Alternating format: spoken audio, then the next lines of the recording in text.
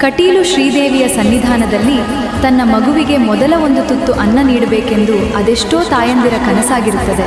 ಇದು ನಮ್ಮ ಸಂಪ್ರದಾಯವೂ ಕೂಡ ಹೌದು.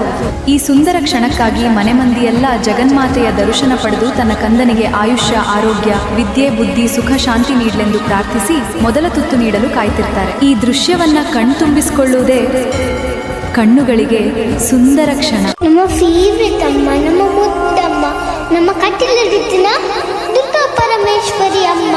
ಜೀವ ಕೊಟ್ಟವಳು, ತುತ್ತು ಇಟ್ಟವಳು, ಭೂಮಿ ಮೇಲೆ ಒಬ್ಬಳೇ